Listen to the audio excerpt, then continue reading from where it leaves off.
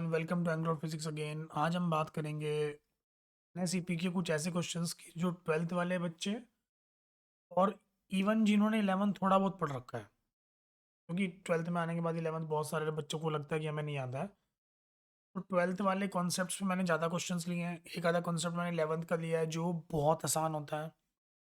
मैं आपको आज की वीडियो से भी बताना चाहता हूँ कि जैसे एनएसईपी के मैंने पिछले वीडियो में बनाए थे टॉप 5 क्वेश्चंस, ठीक है ना। मतलब उनमें कौन से टफ क्वेश्चंस हो सकते हैं, कैसे कैसे कॉन्सेप्ट्स आ सकते हैं, लेकिन कुछ क्वेश्चंस ऐसे भी होते हैं जो 11th-12th में तुम्हें बहुत आसानी से पढ़ाए जाते हैं। नीट लेवल पे, जेईई लेवल पे वो क्वेश्चंस भी यहाँ पे आपको देखने को मिलते हैं। तो ऐसा कुछ भी नहीं है कि एनएसईपी के लिए तुम्हें तैयारी कुछ अलग से करनी पड़ेगी। मतलब मैं ऐसा मानता हूँ कि अगर तुमने जेईई और नीट के लिए अच्छे से सीरियस होकर तैयारी कर रखी है, उन्होंने बहुत सीरियस तरीके से तैयारी कर रखी है, तो मेरे हिसाब से आप एनएसईपी का 50% पेपर तो हिला पाओगे, बढ़िया तरह हिला पाओगे, बढ़िया तरह कर पाओगे, ठीक है ना, इतनी बात। लेकिन बाकी का 50% करने के लिए आपको और प्रैक्टिस चाहिए। तो आज की वीडियो में हम लोग कुछ क्वेश्चंस देखेंगे जिन क्वेश्चंस को मैंने बहुत मतलब देखभाल के उठाया है। इन क्वेश्चंस में ज़्यादा कोई तगड़ा कॉन्सेप्ट नहीं लग रहा, बहुत आसान तरीके से सॉल्व हो जाएंगे क्वेश्चंस। तो लेट्स स्टार्ट। सबसे पहले आप क्वेश्चन नंबर 1 को देखिए। क्वेश्चन नंबर 1 को देखेंगे तो उसमें बोला है uniformly charge non conducting sphere with its centre at C is positive charge with uniform charge density plus sigma plus rho except in a spherical cavity।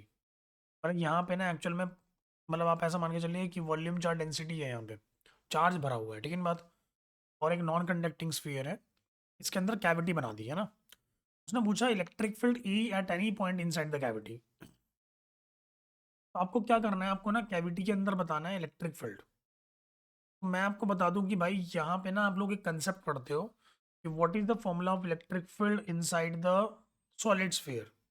Solid sphere के अंदर इलेक्ट्रिक फील्ड का formula क्या होता है, कोई बताएगा मुझे, किसी को भी याद हो तो। एनीवन?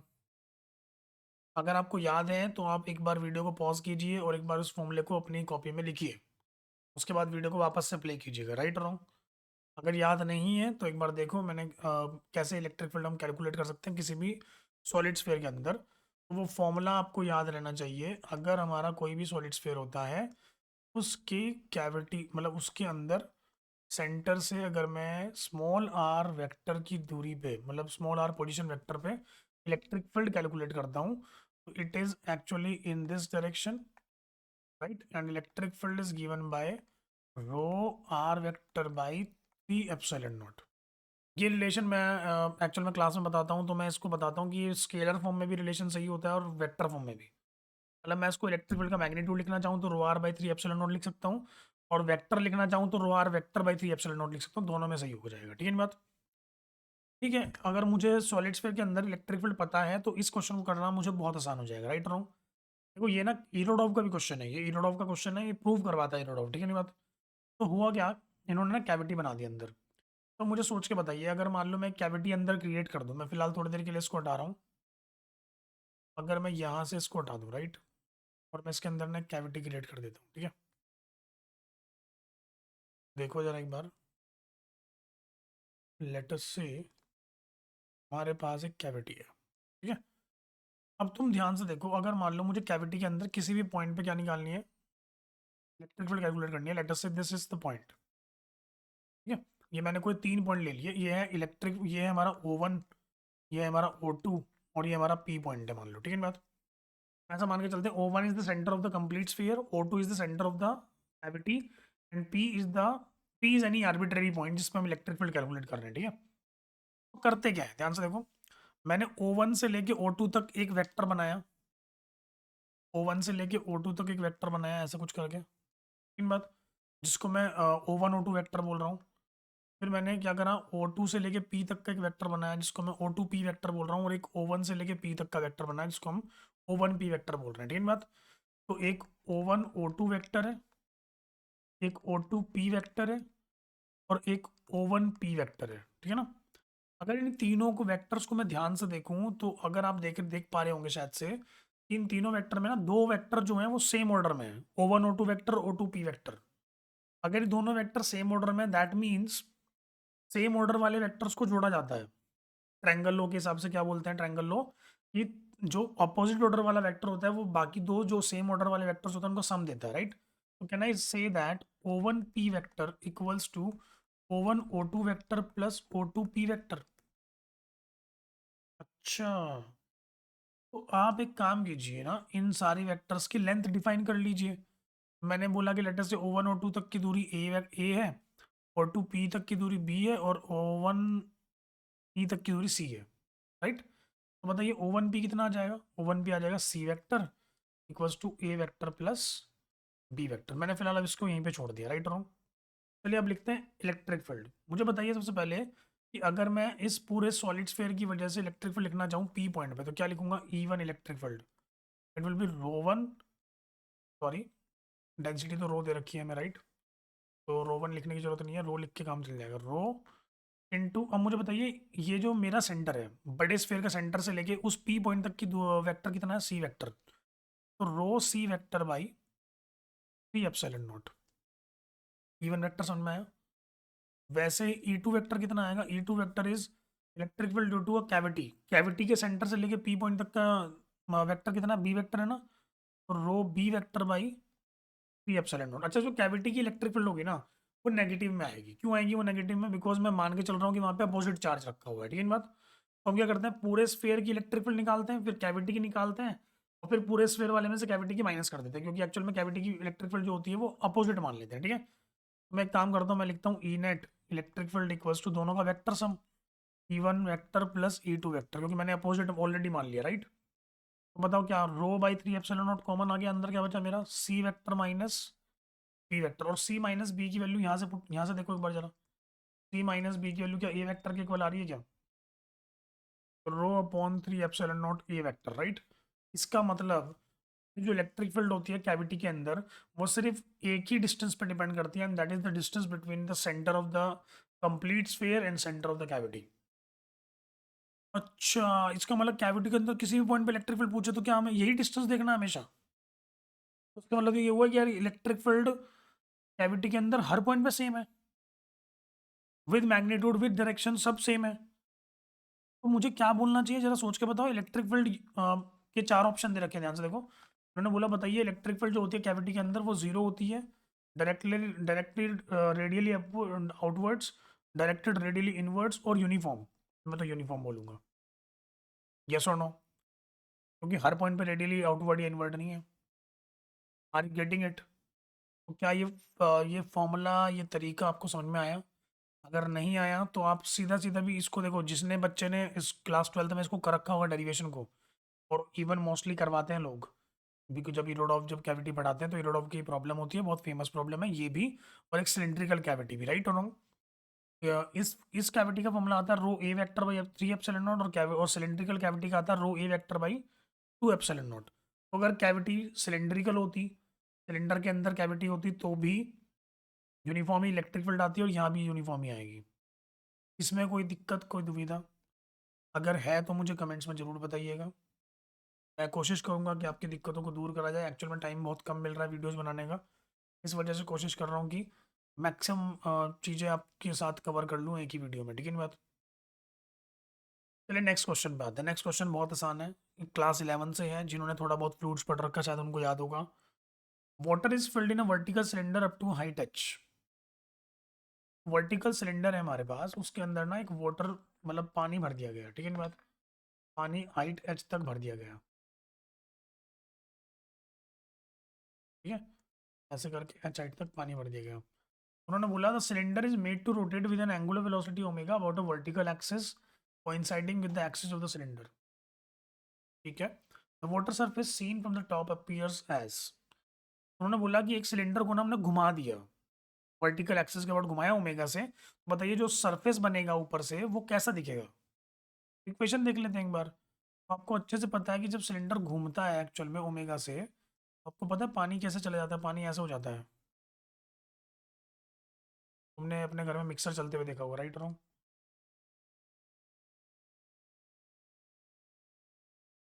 देखा ऐसे करके? तो और ध्यान से देखो ना, मैं एक काम करता हूँ, मैं ना इसको यहाँ से ऐसे डॉटेड लाइन से ज्वाइन कर देता हूँ, ठीक है? अब ना हम क्या करते हैं, हम ना इसकी इक्वेशन देखते हैं। देखो इक्वेशन देखने के लिए मैं थोड़ा सा तुम्हें मैथमेटिक्स बताता हूँ क्या करना है। इस पॉइंट को देखते हैं, इस कोऑर्डिनेट को, राइट। इस कोऑर्डिनेट पे मुझे सोच के बताइए फटाफट से। इस कोऑर्डिनेट पे ना मैं क्या कर रहा हूँ, मैं ना एक छोटा सा ऐसे करके टेंजेंट ड्रॉ कर रहा हूँ। क्या ड्रॉ कर रहा हूँ? Tangent, right. इस टेंजेंट का एंगल मैंने थीटा मान लिया। क्या मान लिया? थीटा। कोई दिक्कत नहीं। ओके। तो मुझे बताइए इस पॉइंट पे कौन कौन सी फोर्सेस लग रही होंगी। एक तो नीचे की तरफ एक ग्रेविटी लगी होगी, एक्सेलरेशन, मतलब ग्रेविटी का एक्सेलरेशन लग रहा होगा। और क्योंकि ये सर्कल में घूम रहा है ये वाला पॉइंट, राइट और रॉन्ग, तो इसके ऊपर एक सेंट्रीफ्यूगल भी लगा रहा हूँ बाहर की तरफ। ओमेगा स्क्वायर एक्स मान लेते हैं उसको, ठीक है, क्योंकि मैंने एक्स पे जाके माना है ये पॉइंट। कोई दिक्कत?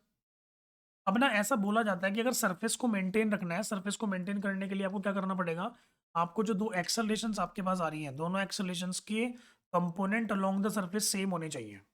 सुनो, तो अगर आपने ये वाला एंगल थीटा माना था तो ये वाला एंगल भी थीटा होगा, तो ओमेगा स्क्वायर एक्स का कंपोनेंट ऊपर की तरफ कितना जाएगा, omega square square x cos theta. और जी का ये वाला कंपोनेंट बोलो कितना जाएगा इधर की तरफ, जी साइन थीटा, है ना। तो can I say that G sine theta must be equals to omega square x cos theta. यहाँ से मुझे टेन थीटा की वैल्यू मिल रही है omega square x by G. I think ये समझ में आया होगा सब लोगों को, राइट रॉन्ग। अब तुम याद करो यार, टेन थीटा क्या था, मैथमेटिक्स याद करो। Tan theta is the slope of tangent of the curve. अच्छा, तो टेन थीटा को क्या मैं स्लोप लिख दूं, मतलब स्लोप का मतलब D Y by D X लिख दूं उसको। D Y by D X equals to omega square x by G. तो मैंने क्या करा, डी वाई को एज इट इज रखा, omega square X D X divided by G कर दिया। इंटीग्रेट कर दूंगा दोनों तरफ, जीरो से एक्स और जीरो से वाई। कर सकते हैं। तो if I integrate it, Y equals to omega square X square upon two G, एक फॉर्मूला बनता है जिसको देख के मुझे लगता है सब लोग सब पहचान जाएंगे कि it is Y is proportional to X square, that means it is equation of parabola. तो it is a parabolic shape, और I can say paraboloid shape seen from the top. Okay, तो आंसर आएगा C option मेरे हिसाब से। तो इसमें कोई दिक्कत ज़्यादा होनी नहीं चाहिए मेरे से। देखो मैंने डिराइव करके दिखाया। बहुत सारे बच्चे जो 11th पढ़ चुके हैं, जो इनको जिनको पता है ये कि ये वाली डेरिवेशन हमें फ्लूइड्स में पढ़ाई जाती है, तो उन लोगों को ये फॉर्मूला डायरेक्टली पता होना चाहिए। Are you getting it? ठीक है, तो इस फॉर्मूले में कोई दिक्कत मेरे हिसाब से होनी नहीं चाहिए। क्लियर नहीं बात? क्या आते हैं, there are two given physical quantities.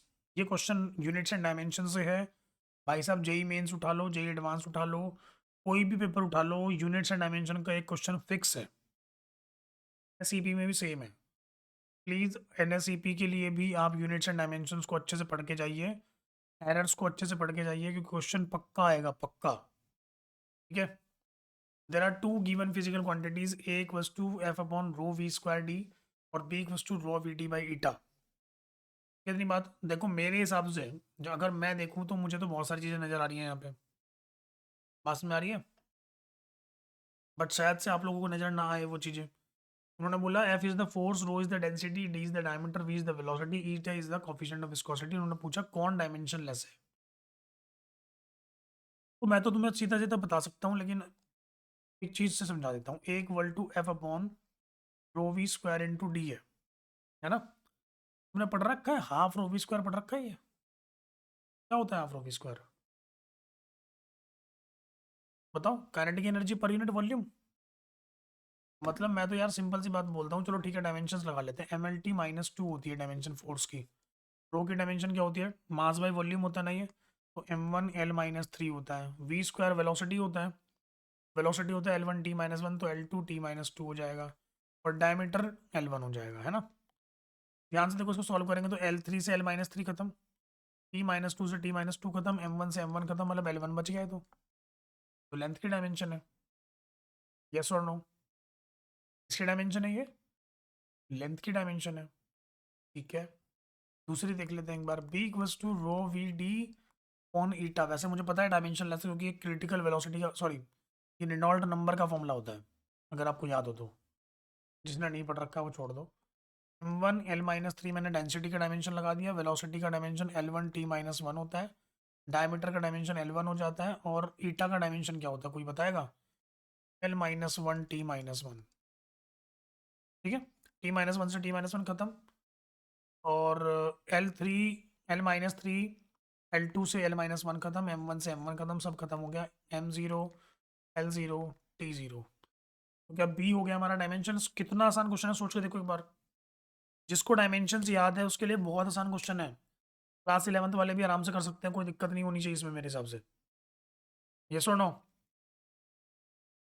Units and dimension के ऐसे क्वेश्चंस जिनमें डायमेंशनल एनालिसिस लग रहा हो, एरर को अच्छे से पढ़ के जाइए एक बार, ठीक है ना बात। और कैसे फॉर्मूला डिराइव करते हैं, कैसे डायमेंशंस चेक करते हैं, ये सारे फॉर्म चीज़ें तुम्हें आनी चाहिए अच्छे से। क्लियर है। एक क्वेश्चन ले लेते हैं आर इफेक्टिव का, है ना। क्योंकि जो बच्चे जस्ट 10th को पास आउट करके आते हैं 11th में, और उन्होंने शायद से 12th नहीं पढ़ी होगी और एनएससीपी देने वाले होंगे, तो उनको आर इफेक्टिव तो निकालना आती ही होगा मेरे हिसाब से, राइट रॉन्ग। तो आर इफेक्टिव का क्वेश्चन एक बार देख लेते हैं। इस क्वेश्चन में ना थोड़ा सा मतलब थोड़ी सी ट्रिकी क्वेश्चन है ये ना 3D क्वेश्चन, 3D एक्चुअल में डायग्राम है जो कि 2D में दिखाया गया है। उन्होंने बोला O A B C is a regular tetrahedron. ये it's not a equilateral triangle, it's a tetrahedron, मतलब इसकी सारी साइड्स ना सेम होती हैं, और उन्होंने साइड की वैल्यू दे रखी है 2 मीटर, है ना। उन्होंने बोला कि यूनिफॉर्म वायर से बना है, एक ही वायर से बना हुआ है, जिस वायर की रेजिस्टेंस है 4 ओम/मीटर। 1 मीटर में कितना रेजिस्टेंस है? 4 ओम। 2 मीटर में कितना होगा? 8 ohm. The point M is the mid point of the side B C, the resistance between O and M is. देखो सबसे पहले ना हम क्या करते हैं, सारे रेजिस्टेंस लगा देते हैं, ठीक है ना बात। यहाँ भी 8 ओम होगा, यहाँ भी 8 ओम होगा, यहाँ भी 8 ओम होगा, यहाँ भी 8 ओम, यहाँ भी 8 ओम, यहाँ 4 और यहाँ 4। क्लियर है इतनी बात। मैं एक बार डायग्राम यहाँ पे बना देता हूँ खुद से, थोड़ा रफ बनाऊंगा ऐसा। यहाँ पे 4 और यहाँ पे 4। 4 4 8 8, ये 8, ये 8, ये 8। कोई दिक्कत। अब ये पॉइंट है हमारा ओ, ये पॉइंट है हमारा एम। ध्यान से देखो, अगर मैं ओ और एम के बीच में फाइंड आउट करना चाहूँ ये आर इफेक्टिव, तो मैं इसको ए बोल रहा हूँ, इसको बी बोल रहा हूँ, इसको सी बोल रहा हूँ, ठीक है। तो एक काम करते हैं, हम ना सर्किट को रिड्रॉ करते हैं वापस से। यहाँ पे मैंने ओ बना लिया, यहाँ पे मैंने एम बना लिया, क्योंकि दो एक्सट्रीम पॉइंट्स रखते हैं जिनके बीच में हम रेजिस्टेंस निकालते हैं, राइट। तो ध्यान से देखो, ओ से कौन कौन कनेक्टेड है? ओ से ए कनेक्टेड है सिर्फ, राइट और रॉन्ग। लेकिन एम से जो है बी और सी दोनों कनेक्टेड है, तो मैं एम के साथ में बी और सी बनाऊंगा, मतलब यहाँ पे बी बना लेता हूँ, यहाँ पे सी बना लेता हूँ, ठीक है। अब सर्किट थोड़ा आसान दिखने लग जाएगा मुझे। ओ और ए के बीच में एक ही कनेक्शन है, दैट इज 8 ओम। ये खत्म हो गया। वैसे ही ए और बी के बीच में कितने कनेक्शन है? एक ही कनेक्शन है, दैट इज 8 ओम। ये भी खत्म हो गया। वैसे ही ए और सी के बीच में कितने कनेक्शन है? एक ही कनेक्शन है, दैट इज 8 ओम। ठीक है ना, ये भी खत्म हो गया। फिर ओ और बी के बीच में कितने कनेक्शन है? ओ और बी के बीच में एक कनेक्शन है, दैट इज ये वाला। हम्म, ये भी 8 ओम है। वैसे ही O और सी के बीच में कितने कनेक्शन है? ये भी एक ही है, ये भी 8 ओम है। वैसे ही बी और एम के बीच में कितने कनेक्शन है? एक ही है, दैट इज 4 ओम। और सी और एम के बीच में भी 4 ओम। सारे इंस्टेंस आगे। Okay done. नाउ हमें क्या निकालना है? ओ और एम के बीच में आर इफेक्टिव निकालना है। तो अब आप ध्यान से देखो, अब आपको बहुत सारी चीज़ें क्लियर नजर आ रही होंगी, राइट रॉन्ग। चलिए बताइए, अगर मैं नॉर्मल सी बात सोचूं, अच्छा बी और सी के बीच में कोई कनेक्शन है? नहीं है, ठीक है। ओके, सबसे पहले क्या करना है, सबसे पहले आपको ध्यान से देखो, आपको दिख रहा होगा यार, ये जो नॉर्मल सी बात समझो। हम्म,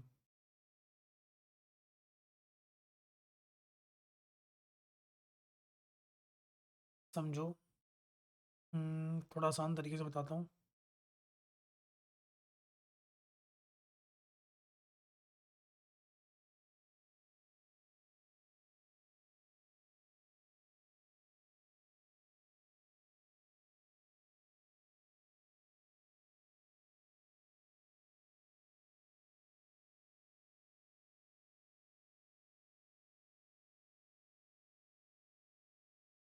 देखो इसका आसान तरीका अगर मैं तुम्हें बताऊं, तो इसमें ना एक काम करो, आप ना सिमेट्री लगा लो।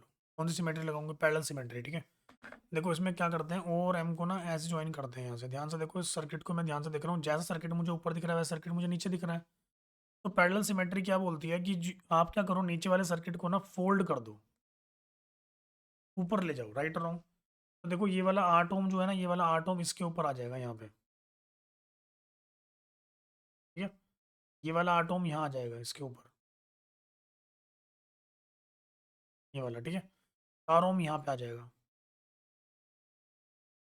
क्लियर है? सॉल्व कर दें हम इसको। चलो बताओ, 4 और 4 ये दोनों का कितना बन रहा है। मैं डायरेक्ट सॉल्व करता हूँ। 4 और 4 का कितना आ रहा है, 2 आ रहा है, ठीक है।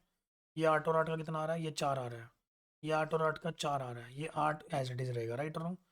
सर्किट को वापस से बनाते हैं, ये बन जाएगा 8 ओम, फिर ये बन जाएगा 4 ओम, फिर ये बन जाएगा 2 ओम, है ना। और एक कनेक्शन यहाँ से उठ रहा है 4 ओम का, और कहाँ तक जा रहा है, यहाँ तक जा रहा है, राइट। बताओ 8 और 4 12, 12 और 4 का क्या आएगा, 12 और 4 का मेरे हिसाब से आएगा 12×48/16, दैट इज 3। ये बन जाएगा 3 ओम, और ये बन जाएगा 2 ओम, राइट। मेरे हिसाब से आर इफेक्टिव जो तुम्हारा मिल रहा है तुम्हें, it will be R effective equal to 5 ohm. तो वापस से समझते हैं, हमने सर्किट में क्या करा। हमने सब सर्किट में सबसे पहले देखा कि ओ और एम के बीच में क्या क्या कनेक्शंस हैं। उन सारे कनेक्शंस को हमने सर्किट को वापस से रिड्रॉ कर लिया, और रिड्रॉ करने के बाद मैंने क्या करा, सर्किट को फोल्ड कर दिया। आप चाहो तो इसको रिड्रॉ करने करे बिना भी कर सकते हो। आप क्या कर सकते हैं, इस एक्सिस के अबाउट, इस एक्सिस के अबाउट फोल्ड कर दीजिए सर्किट को, ऐसे करके। बात समझ में आ रही है? इस सी वाले नोड को उठा के बी पे रख दीजिए और सॉल्व कर दीजिए क्वेश्चन को, हो जाएगा आराम से। मेरे हिसाब से इसमें कोई दिक्कत होनी नहीं चाहिए, अगर हुई तो आप मुझे कमेंट में बताएंगे, ठीक है ना बात। अच्छा क्वेश्चन था मतलब ये। अच्छा 8 ओम कैसे आया, ये समझ में आया। 8 ओम कैसे आया, क्योंकि 4 ओम पर मीटर था, तो 2-2 मीटर की सारी साइड थी ना, इसलिए 8-8 ओम आ गए सारे रेजिस्टेंस, ठीक है। अब ये वाला क्वेश्चन देखो एक बार, इसको, इस वाले क्वेश्चन को तो मैं रटवाता हूँ थोड़ा सा। रटवा इसलिए रहा हूँ क्योंकि तुम्हें बार बार स्टैंडर्ड क्वेश्चन अगर आया, उसमें ज़्यादा बार सॉल्व करने की जरूरत नहीं है, ठीक है ना बात। तो उन्होंने बोला charge Q uniformly distributed throughout the volume of a non conducting sphere of radius R, total electrostatic energy of the electric field inside the sphere is U equals to alpha into Q square by 4 pi epsilon naught R. Value of alpha बताइए। देखो simple सी बात समझो, energy की लड़ाई हो रही है। जब भी सॉलिड स्फीयर आता है या होलो स्फीयर आता है ना, तो एक बात को समझो कि अगर ये रेडियस आर है ना, और उसके बाहर एनर्जी फैली हुई है यहाँ तक, ये बात। देखो बाहर एनर्जी जो होती है किसी भी सॉलिड स्फीयर की, वो होती है KQ² बाई 2R। कितनी होती है, चाहे वो होलो स्फीयर हो चाहे वो सॉलिड स्फीयर हो, KQ² बाई 2R, है ना। मैं इसको कैसे रटवाता हूँ, मैं इसको ऐसे रटवाता हूँ, बाहर की तरफ जो एनर्जी होती है वो होती है 0.5 KQ² बाई R, तीन बात। और जो सॉलिड स्फीयर के अंदर एनर्जी होती है ना, वो होती है 0.1 KQ² बाई R। अगर कोई पूछे कि सॉलिड स्फीयर की टोटल एनर्जी कितनी है, 0 से लेकर इन्फिनिटी तक, तुम बोलोगे 0.6। बाहर पूछेगा तो 0.5, अंदर पूछेगा तो 0.1। बात समझ आ रही है। मैं चाहूँ तो इसका डेरिवेशन भी करवा सकता हूँ, लेकिन डेरिवेशन मुझे लंबी करवाने से कोई फायदा नहीं है, क्योंकि स्टैंडर्ड क्वेश्चन है ये। पूछता वो, अगर वो पूछता बताइए बाहर कितनी एनर्जी है, 0.5 है। अंदर पूछेगा तो 0.1 है, पूरी पूछेगा तो 0.6 है, खत्म बात। तो वो कितनी पूछ रहा है हमसे, हम तो, वो तो अंदर पूछ रहा है, तो अंदर का मतलब 0.1 KQ² बाई R। अब देखो ये KQ² बाई R ही तो है, Q² by 4 pi epsilon not R। मतलब जो अल्फा है वो 0.1 है हमारा, अल्फा इक्वल 0.1, तो alpha is 1/10। Tricky question, yes और नो। समझ में आना चाहिए नहीं आना चाहिए। मैं इसकी शॉर्ट बना के भी डालूंगा, क्योंकि बहुत ही आसान क्वेश्चन है, ठीक है ना बात।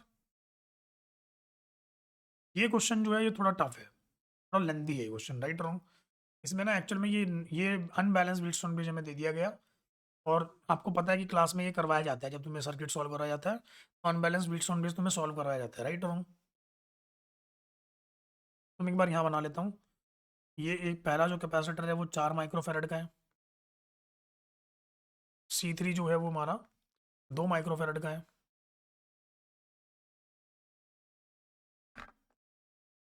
यहाँ पे जो कैपेसिटर लगा हुआ है C5, ये 3 माइक्रोफेरेड का है। हम्म, ये 2, ये 4,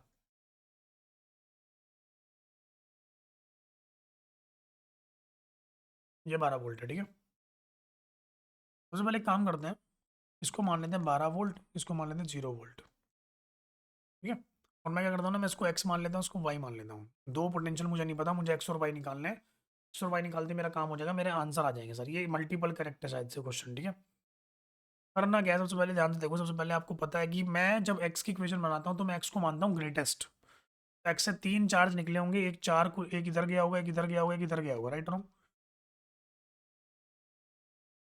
याद करो, केसीएल में तुमने क्या पढ़ा था, जितने चार्ज एक नोड से जाएंगे उस उनका टोटल सम क्या होगा, 0 होगा, अगर कोई नहीं आ रहा हो तो, right? Total outgoing charges equal to total incoming charges.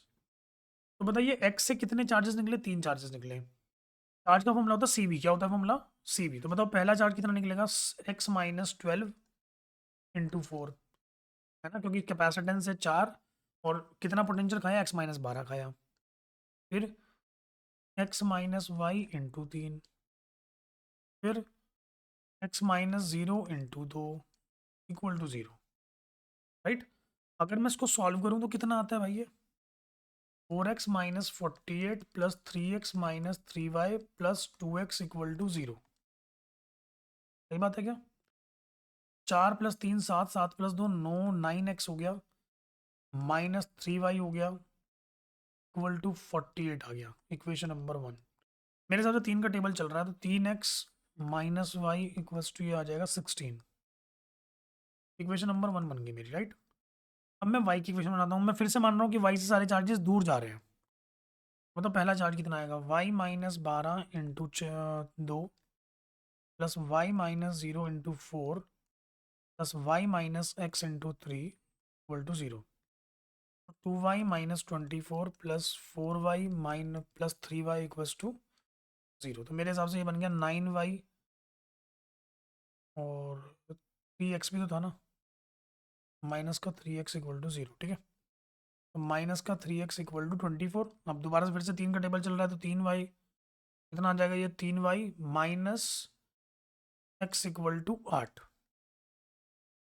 ये बन गई मेरी इक्वेशन नंबर 2। कोई दिक्कत?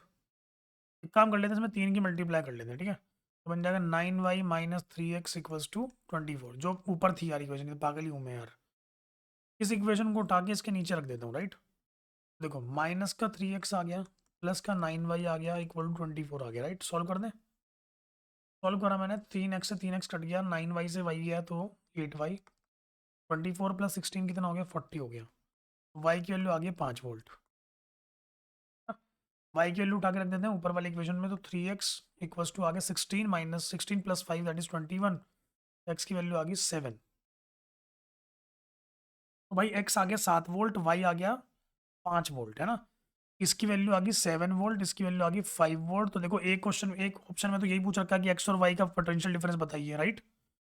ये तो 2 वोल्ट आ गया, सी ऑप्शन बिल्कुल सही है ना? अच्छा और क्या पूछा है, और उन्होंने पूछा कि C2 कैपेसिटर ने कितना वोल्टेज खाया। क्या C2 कैपेसिटर हमारा ये वाला है, तो इसने 7 - 0 मतलब 7 वोल्ट खाया। कितना खाया, 7 वोल्ट। लेकिन ये तो बोल रहा है कि 8 वोल्ट खाया, तो सेकंड लास्ट ऑप्शन हो गया गलत, है ना? बात करते हैं इक्विवेलेंट कैपेसिटी की। क्या तुम्हें पता है कि अगर मैं आपसे पूछूं, भाई सोच के देखो, यहाँ से जो चार्ज निकला होगा, टोटल चार्ज क्यों निकला होगा बैटरी से, अब वो चार्ज दो पार्ट्स में डिस्ट्रीब्यूट हुआ होगा, एक Q1 गया हुआ है, Q2 गया होगा, राइट नो? तो क्या मुझे Q1 Q2 की वैल्यू बताएंगे? देखो Q1 कितना आएगा, Q1 आएगा C1 इंटू V1। C1 की वैल्यू कितनी है, 4 है, और V1 कितना है, 12 माइनस 7 5, ना 4 इंटू 12 माइनस 7, क्योंकि पहले वाले कैपेसिटर ने 5 वोल्ट खाया, 5 इंटू 4 मतलब ये हो गया 20 माइक्रोकुलम। माइक्रो में ही आएगा ना, ठीक है? अब Q2 की बात करते हैं, Q2 कितना आएगा, ये Q2 आएगा C2 इंटू V2, है ना, जो नीचे वाले कैपेसिटर में चार्ज जा रहा है। मतलब हालांकि वो Q3 होना चाहिए, क्योंकि कैपेसिटर C3 दे रखा है, ठीक है? तो उसका कैपेसिटेंस है 2, और इसने कितना खाया, 12 माइनस 5 7 खाया इसने, ठीक है? तो 2 इंटू 12 माइनस 5, ये आ गया 7 × 2 = 14 माइक्रोकुलम, क्लियर है? तो टोटल चार्ज आ गया 20 plus 14 that is 34 microcoulomb, right? आपको पता है क्यू इक्वल टू क्या होता है, सी इफेक्टिव इंटू वी होता है। तो 34 इक्वल्स टू सी इफेक्टिव निकालना है, इंटू वोल्टेज 12 दे रखा है, शायद से दे रखा 12। बहुत बढ़िया। तो बताइए जरा सी इफेक्टिव कितना आएगा, it will B 34/12 that is 17/6। मेरे हिसाब से क्लियर हो जाना चाहिए सबको, माइक्रो फैरेड। 17/6 नहीं है, ये भी ऑप्शन गलत हो गया, राइट और रॉन्ग? अब बात करते हैं electrical energy of the system. System की इलेक्ट्रिकल एनर्जी क्या है? वो कैसे देखते हैं हम लोग, तो बताएगा?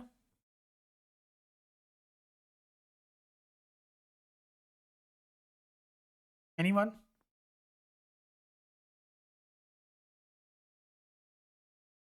देखते हैं। एनर्जी होती है हाफ सी वी स्क्वायर, तो half C effective into V square कर दूं। हाफ इंटू सी इफेक्टिव है 17/6 इंटू वी का स्क्वायर मतलब 144। 12 का टेबल चल रहा 12 बार। 12 से बन जा 84। बन जा 12 प्लस 8 204 माइक्रो जूल्स। ऐसा दे रखा है क्या ऑप्शन? चेक कर लेते हैं। अरे भाई 204 माइक्रो 204 माइक्रो जूल्स, मतलब सही है बिल्कुल। बी ऑप्शन भी सही है ना? इसका मतलब हमें एक बात समझ में आ गई कि यार यहाँ पे दो आंसर सही हैं, बी और सी ऑप्शन, राइट। तो ये अनबैलेंस वेट्स ऑन ब्रिज जो वाले जो क्वेश्चंस होते हैं ना, ये तुम्हें सॉल्व करने आने चाहिए, कैसे हम इनमें पोटेंशियल मानते हैं और कैसे कैलकुलेट करते हैं, ठीक है नहीं बात? देखो यही सब क्वेश्चंस थे जो मैंने आपको जो मुझे बताने थे, ध्यान से देखो। ये लास्ट क्वेश्चन देखो, ये ध्यान से देखो, इलेक्ट्रोस्टैटिक, ये भी इलेक्ट्रोस्टैटिक्स है, इससे ऊपर वाला भी इलेक्ट्रोस्टैटिक्स है। ये इलेक्ट्रिक करंट का क्वेश्चन है, ठीक है। और आप देख रहे होंगे तो पहले वाला भी इलेक्ट्रोस्टैटिक्स है, right. So most of the questions are from the unit 1 and unit 2 of class 12th। देखो ध्यान से, ठीक है ना। तो बहुत, और इसके अलावा भी काफ़ी सारे क्वेश्चन है जो जो एक्चुअल में इलेक्ट्रोस्टैटिक्स से आए गए हैं, राइट रॉन्ग। तो इलेक्ट्रोस्टैटिक्स, करंट, इलेक्ट्रिसिटी, मैग्नेटिज्म, इनको बहुत अच्छा रखो। ऑप्टिक्स को थोड़ा सही रखो, राइट रॉन्ग। मॉडर्न फिजिक्स पे ज़्यादा ध्यान मत दो, मॉडर्न फिजिक्स कम ही आता है इसमें, मैकेनिक्स ज़्यादा आता है, ठीक है बात। और इलेक्ट्रोमैग्नेटिज्म, तो आप क्या करो, electrostatics, capacitors, current, electricity, magnetism, EMI, AC, यहाँ तक अच्छा पढ़ो। क्लास 11th में यूनिट्स एंड डायमेंशन बहुत तगड़ा करो, एरर्स को बहुत तगड़ा करो, kinematics, NLM, work energy power, then rotation को थोड़ा बहुत अच्छे से कर लो, moment of inertia, rolling motion, ऐसे ये बहुत बढ़िया कर लो। फ्लूइड्स पढ़ लो, और साथ में थोड़ा बहुत थर्मो पढ़ लो। बात समझ में आ रही है? मेरे हिसाब से अगर इतना कर लिया तो NSCP का पेपर कहीं नहीं गया, तुम बहुत अच्छा करके आओगे, गारंटी है, ठीक है। और आपको किस तरह के क्वेश्चन चाहिए, क्या सपोर्ट चाहिए, तो आप मुझे प्लीज़ कमेंट में बताइएगा। बहुत सारे लोगों का बहुत अच्छा प्यार मिल रहा है और बहुत लोग बहुत सपोर्ट कर रहे हैं। होप ये बना रहेगा। नहीं, मिलते हैं फिर नेक्स्ट वीडियो में, नेक्स्ट क्वेश्चंस के साथ में। Thank you everyone, have a great day.